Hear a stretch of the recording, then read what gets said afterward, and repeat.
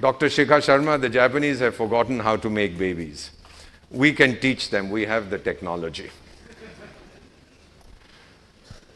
Look at Russia, 40, United States, 38. Their demographic windows of opportunity are closing.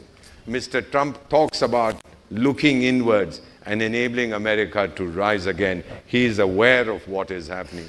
Uganda and Niger, 2 countries in Africa, the median age is 16. Now, what they do the whole day, I have no idea. You should find out. Western Europe, median age 44. The Pope says Europe is an elderly and haggard continent. And my teacher at the Sorbonne, Alfred Sauvy, said, Europe will be a continent of old people living in old homes, discussing old ideas. The last 30 years, no innovation out of Europe. Think about this. I'm an observationist. I observe. Number 1, innovation, US. Number 2, China. Number 3, Japan. Number 4, in IT, India. 3 out of 4 largest countries for innovation are in Asia again. Where is Europe? Where is the continent? 15% of the world's population ruled 85% for 200 years. Do you want that to happen again? Because a country that does not recognize its history has no future. And in India, we recognize our history. We made mistakes, so they came to rule over us. But never, never, never again. Is that a promise from you to me? Never, never, never again. Let me tell you, by 2020, how many years to 2020? 2 years. We will be the youngest country in the world. This, my dear children, is the best time to be young in India. May I be young again. May I be born again. And may I be a young Indian. I'm still young, but may I be an even younger Indian today. Old Hindi song for those of you who speak Hindi. Koi lauta de mere beete hue din. May someone return my youth to me. I would love to see that happen. Education. 320 million students in India. And 52% are our daughters. 52% of our students. You can shout and scream all you want about the quality of the education, whatever. The numbers speak for themselves. Almost 60,000 universities and colleges. We had 500 in 1950. The rate of literacy in India in 1950, look at the figures, I haven't invented these figures, was 7%. How much? 7%. 2018, we've just crossed 82%. 2022 will be 100%. In this country, and Kerala, God's own country, has shown the way. What 100% literacy. Consumer spending in India, ha ha. Do we know of any village in Kerala that doesn't have a beauty parlor? There's none in Punjab where I come from, or in Delhi, or in Odisha, or in Telangana, or in Andhra Pradesh, or in West Bengal, or in Jammu and Kashmir. Every village has a beauty parlor because 96% of our consumption expenditure is on looking better. Second, eating better. Do you have a McDonald's here? That's not eating better, that's eating rubbish. But we have a McDonald's, we have a Pizza Hut, we have a Domino's, we have a Dabba Wala here who gives you the best food. He's going to talk to you in a little while. Living better. When is the last time you saw a hut in a village? Do you have any in Kerala? We have none even in the poorest states of India. None. They may have a thatch roof, but it's a permanent structure where they live. Connecting better. 1 billion mobile phones in India. How many of you have mobile phones? Give me the correct answer. How many have mobile phones? Smartphones. Smart mobile phones. Come on, sir. I don't see your hand going up. Right. Now, put your hands down. How many of you, like me, have dumb mobile phones? Oh, I'm sorry. I shouldn't put up my hand. Everybody has smartphones. Nobody has a dumb phone. Do you know, according to the World Wealth Report, India's private wealth is $8.2 trillion. Trillion has 12 zeros. The 6th largest in the world. and then they say we are a poor country. Private wealth, that Malaiwala fellow, what's his name, who's run off to England? Malaiwala? What? Malaya, Malia, whatever his name is. Amalia. So he's also run off. Part of this $8.2 trillion which he's cheated according to the government belongs to the country. I'll spend a moment on this. 2011, Sikkim was devastated by an earthquake. September. I went with the Doordarshan team to film what they were doing. We asked international experts, how long will it take to open the road from Siliguri to Gangtok? Gangtok is the capital of Sikkim. You've heard of Sikkim, right? One of the most beautiful states of India, like Kerala. We asked the international experts, how long will it take to open the land route? They said up to 6 weeks. The then Prime Minister said, we can't wait 6 weeks. Sardar Manmohan Singh. He said, ask the Border Roads Organization, BR, Border Roads, to see if they can do anything. I know this because I personally was there. We asked the Director General, we said, sir, start working to open the road. Call me when it's open. Do you know, 19 hours later, I got a call saying the road is open. 6 weeks is what they told us, and 19 hours. Once the Prime Minister of Lesotho asked me for a suggestion to solve a problem. I said, sir, you have so many advisors, ask them. He said, no, I want to ask you. I said, all right, sir, my advice is try this. He did. The problem got solved. Then he called me to his office and he says, Deepak Vora, are you God? I said, no, sir, I'm an Indian. That's the next best thing.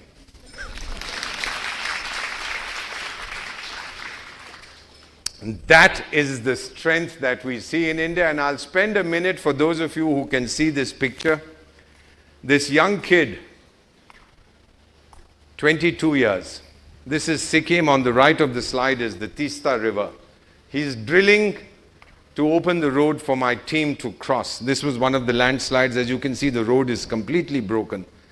This fellow was drilling, and I'm screaming at him from 100 yards, son, be careful, be careful.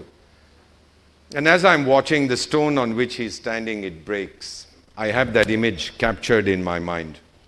And I see him tumble 80 feet to his death. I rush down with my team. With my right hand, I push his brain back into his skull. I carried his body to his house. His mother was a 55-year-old Sikkimese woman. I told her, I said, look, sister, I'm sorry I brought your son's body. He was doing it for me. He was making a road for my team. So whatever money we are getting, we are giving it to you. I'll give you a compensation. The government will give you a huge compensation. Is there anything else we can do? She said, yes, sir, you're a special advisor. You have influence. Get my younger son a job. He's 20. He's finished his first degree.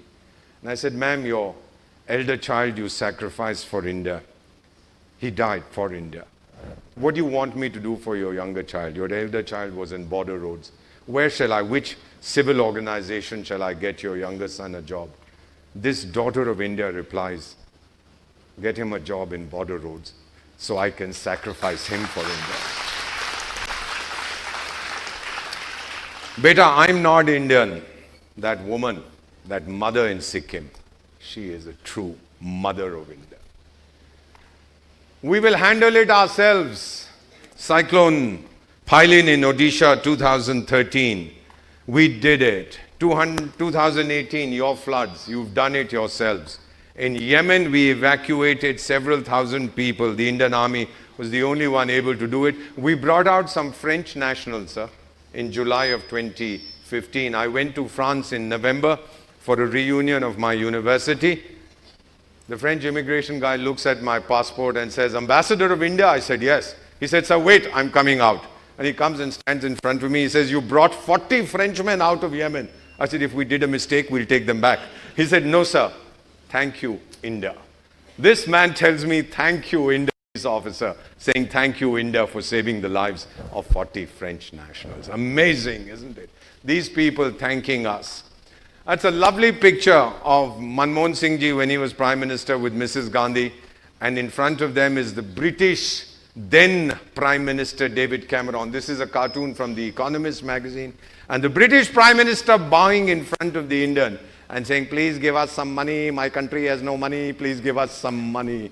I must have been having drinks when I saw this cartoon, but this is the reality that we are seeing today. The rise of people's direct action is the fourth mega trend in India.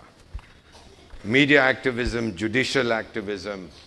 You all know the story of chief ministers being put in jail. There are, at this point of time, at least 2 former chief ministers of Haryana and of Bihar who are in jail. There's a famous Bollywood actor. Everybody was very happy that he was acquitted. He was not. He was given bail. Let me promise you, if the case goes as it should, this guy will spend a lot of time in jail because the law is now equal for everybody. Beta, this is the new India. This India is owned by its people, not by any individual. Just one digression on food. Sir, Mr. President, do you know what hunger is? Do you know what hunger is? You don't. Sir, do you know what hunger is? I'll tell you. 1965, we fought a war with Pakistan. 1966, the rains failed. Do you remember that, sir? 67, the rains failed. We had to import 9 and 11 million tons of food from the United States. We were living on what is called ship to mouth. The ship would bring us the food, the wheat to eat. And Mondays we were not supposed to eat. Ma'am, you might remember that. We were not supposed to have a meal, not have dinner. Ask me. Not that my father couldn't afford it, but he was a loyal Indian and he said no. And a 15-year-old kid sleeping hungry, let me assure you it wasn't easy. And this country that begged for food, and Mrs. Gandhi turned around and told her assistant, India will never beg for food again. This country that spread its hands and said, feed us, is in 2018 the second largest producer of food in the world. Your country. This is the mega trend we are seeing. This is the change we are seeing. India's consumer story, according to Goldman Sachs, will be shaped by people like you. We call you the Gen Z, born after 2000. People like you and I. Those fellows in the front row are all oldies. They don't know. But we have to shape the future of this country, and Goldman Sachs says this will be the world's most compelling story for the next 20 years. We can do it because we are Indians. 2015, Prime Minister said we will have 20 gigawatts. 1 gigawatt is a billion watts. We'll have 20 gigawatts of solar energy. We will have it by 2022. Announcement made in 2015. People said, you can't do it. We said, oh yeah, we'll show you. 4 years ahead of schedule, on 31st January 2018, we produced 21 gigawatts of solar energy. This is India's strength. People come to our hospitals. They see, we gave over 2 million medical visas last year. People coming for treatment. One of the presidents of Africa I'm privileged to serve came. When we treated him, repaired him, he said, can I see the bill? I said, no, sir. You're a guest of my government. Atiti Deva Baba. He said, no, I want to see the bill. We said, all right, see the bill. He saw it. He said, there's 1 zero missing. It can't be that cheap. I said, sir, we are Indians. We don't cheat our friends. We might cheat each other, but we don't cheat our guests from overseas. And he rubbed his eyes in disbelief and he said to me again, he said, Ambassador Deepak, that's why you are destined to be the best country in the universe. And I said, there's no doubt about that, Your Excellency. So what should you do as an Indian? Have faith and confidence in yourselves. Do not allow cynicism to affect you. And do you know, if you have to be scared, be afraid of fear. As we say in Hindi, darna hai to dar se daro. The great dictator Genghis Khan, my hero, said, if you are afraid, don't do it. But if you do it, then don't be afraid.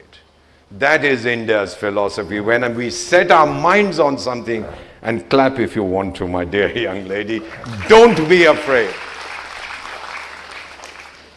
Your national anthem, wo hai Bharat Bhagya Vidhata. We are his soldiers. We are not Indians because we live in India. Dr. Shikhar Sharma, we are Indians because India lives in us.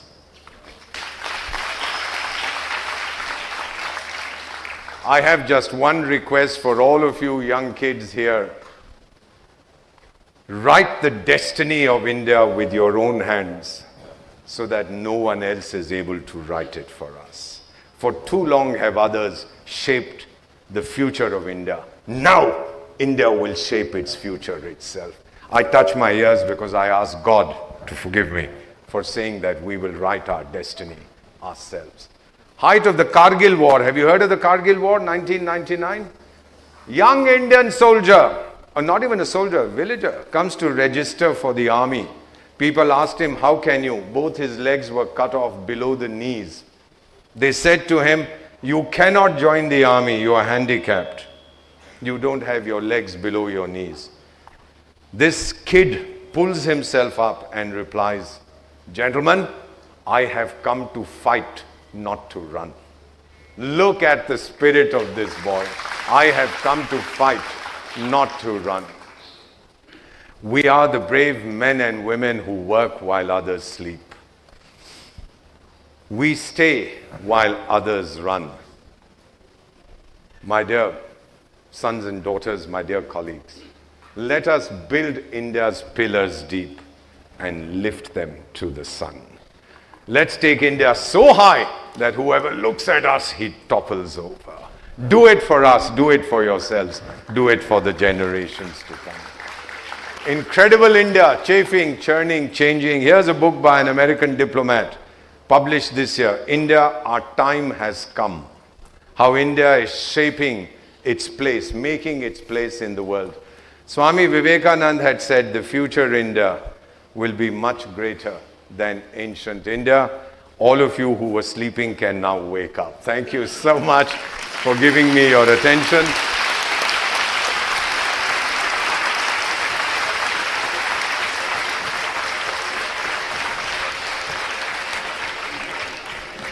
I can't hear you clap.